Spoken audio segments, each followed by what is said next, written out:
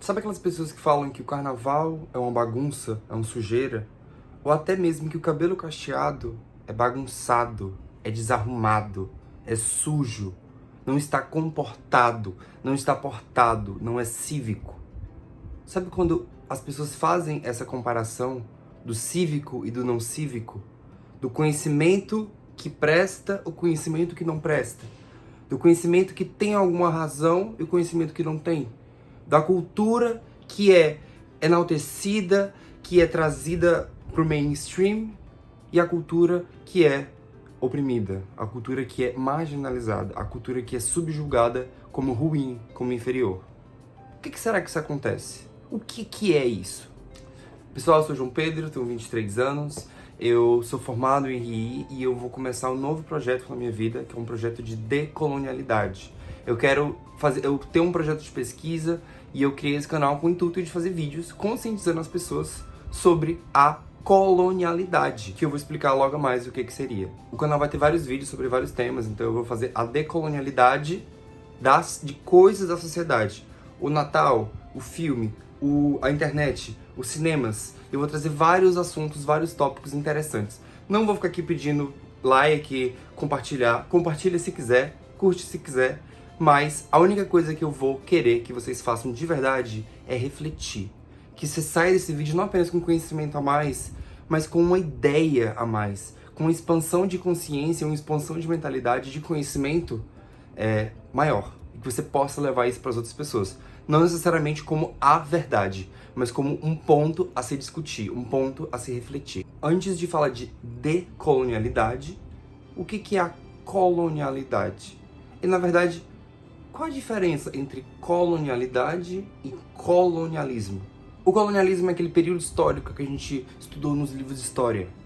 Um povo chegou em um lugar, disse: eu sou superior a vocês, utilizou do seu poder físico, o seu poder institucional, a gente tem, por exemplo, a Igreja Católica, seu poder físico, as armas, o seu poder institucional, a Igreja Católica, o seu poder social e cultural, que era todo o conceito, toda aquela criação, toda aquela noção de civilidade e superioridade que o europeu tinha, poderia ter. Aqui nesse canal eu vou tentar decolonizar tudo, então eu vou tentar não falar indígena, muito menos índio, né?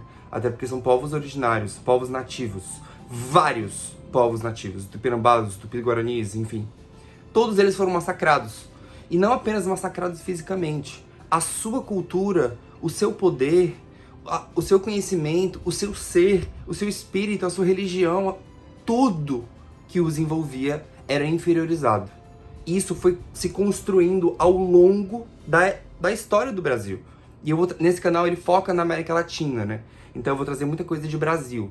Mas o colonialismo é esse momento físico histórico do descobrimento, né? Que fez o Brasil de colônia. Ou seja, você tem a metrópole, Portugal, e a colônia. Que a gente traz aqui essa questão física, mas a gente sabe que vai muito além de físico, né? O Império do Brasil não apenas não pôde se desenvolver, ele foi limitado na sua estrutura, na estrutura financeira, na estrutura social, como também ele foi marginalizado. Os novos povos que foram se miscigenando no Brasil foram se distanciando cada vez mais dos povos europeus.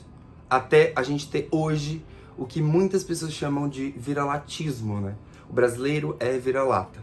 Eu gosto e desgosto dessa expressão, porque ela é meio simplista, né? Ela é usada de uma maneira, às vezes... olha como é interessante. Ela é usada de uma maneira, de um brasileiro falando sobre um brasileiro, uma maneira extremamente general, né? Que, às vezes, ele está sendo vira-lata, chamando outro brasileiro de vira-lata. Ou seja, por ele estar numa estrutura de poder em que ele foi acostumado a se colocar como inferior, ele chama o outro brasileiro e diz que o outro também se sente inferior. Então tem que ter cuidado, porque esse vira-latismo, ele é a pequena ponta do iceberg. Mal sabe essa pessoa, porque vai saber agora, esse canal é pra isso. Mal sabe essa pessoa que o conhecimento produzido na América Latina ele é completamente relativizado. E para muitos brasileiros ele é tido como não tão importante, não tão interessante, não tão Sabe? Os aspectos de cultura no Brasil são inferiorizados até hoje. E é o que eu vou explicar agora mais. O que é a colonialidade, então? Se o colonialismo é um processo físico, o colonialismo acabou. De fato, ele realmente acabou, não tem o que se discutir. Mas a colonialidade, a colonialidade já está tão presente que é exatamente o porquê de existir tantos estudos decoloniais, né? A colonialidade, ela forma, hierarquiza basicamente tudo. Quase todos os aspectos da sociedade são hierarquizados. Então, como eu falei várias vezes aqui no vídeo, sabe quando eu falei da hierarquização do inferior para o superior? Ou seja, a metrópole, o colono, o europeu, o latino-americano, o conhecimento europeu, o conhecimento latino-americano. Isso é a colonialidade. E ela está enraizada. Ou seja, a colonialidade é um universo de relações intersubjetivas sob uma dominação de hegemonia eurocêntrica. Traduzindo, maior, superior, inferior. Basicamente isso. Isso está enraizado na sociedade. O brasileiro falar do próprio brasileiro é também colonialidade. Isso também é reflexo da colonialidade. Ou seja, o colonizado, ele está num lugar de mal, de inferior, de ruim, de margem. E o colono está numa posição de superior. Isso não lembra uma coisa bem interessante na nossa sociedade? Isso não lembra os chefes, né, os proprietários da terra brancos e os escravizados? Não lembra? São relações de hierarquia. O racismo, ele é uma relação de hierarquia.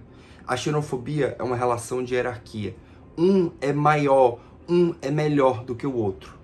Entre, obviamente, muitas aspas. Mas, no Brasil, a maior hierarquia, numa perspectiva estrutural, uma perspectiva do sistema internacional como ele é feito, pode ser a maior hierarquia. Ou seja, um homem hétero, branco, rico, latifundiário. Para o europeu, ele continua sendo inferior. Não estou necessariamente trazendo que todo europeu vai pensar inferiormente no Brasil, não me leve de maneira generalista, assim.